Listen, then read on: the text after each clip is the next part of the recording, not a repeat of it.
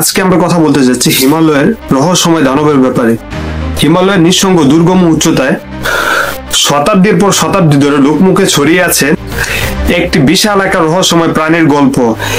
স্থানীয় শেরপা সম্প্রদায় যাকে ডাকে মেটে বা বন মানুষ নামে, বিজ্ঞানীদের খাতায় যার নাম ইয়াতি।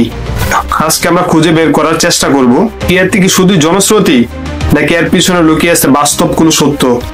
ইয়াতির সবচেয়ে শক্তিশালী অস্তিত্ব হলো স্থানীয়দের বিশ্বাস ও গল্পে। শেরপা সম্প্রদায়ের কাছে এটি শুধুমাত্র একটি প্রাণী নয়, এটি তাদের কাছে সংস্কৃত ও বয়ের। স্থানীয়দের বিশ্বাস অনুযায়ী এটির চেহারা 7 থেকে 8 ফিট লম্বা, বাদামি ও সাদা লোমে ঢাকা, মানুষের মতোই কিন্তু বাঁকা পায়ে হাঁটে। এর ড্রাগ ডেসক্রিবেট ভয়ঙ্কর চিৎকারের মতো। স্থানীয় এক শেরপা গল্প শোনান কিভাবে একবার এক পাহাড়ে থাকার সময় তিনি দূর থেকে এক ভয়ঙ্কর চিৎকার শুনেছিলেন এবং এক বিশাল আকার ছায়া দেখেছিলেন যা মানুষের মতন দেখতে কিন্তু মানুষের চাইতে বড়। শুধু গল্পই নয়, এটিকে খুঁজে বের করার জন্য হয়েছে অনেক বৈজ্ঞানিক অভিযান। জড়িয়ে আছে বিখ্যাত সব নাম এডমন্ড হিলারি অভিযান।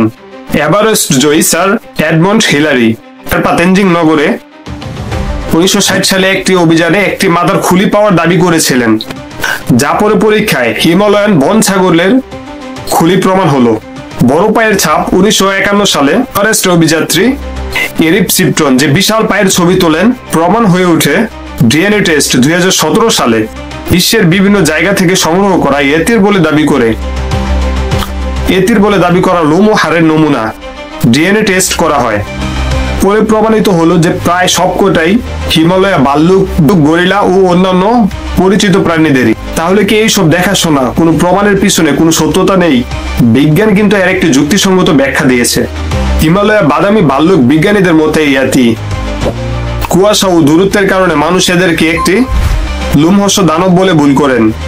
পায়ের ছাপের রহস্যগুলো বরফের উপর পায়ের ছাপ গলে যায় ও প্রসারিত হয়। একটি ভাল্লুকের পায়ের ছাপ সূর্যের তাপে গলে প্রসারিত হয়ে বড় হয়ে যায়, যা দেখতে দানবের পায়ের ছাপের মতো লাগে।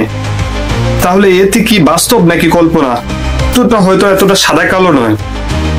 বিজ্ঞান প্রমাণ করেছে যে হিমালয়ে কোনো অজানা লোমহর্ষ প্রাণী নেই, কিন্তু এর মানে এই নয় যে ইয়েতি গল্পের কোনো মূল্য নেই। এতে আজও বেঁচে আছে মানুষের কৌতূহল, রহস্য ও ভালোবাসায় এবং সেই সব গল্পে যা আমাদের মনে করিয়ে দেয় এই পৃথিবী এখনো কিছু রহস্যে ভরপুর।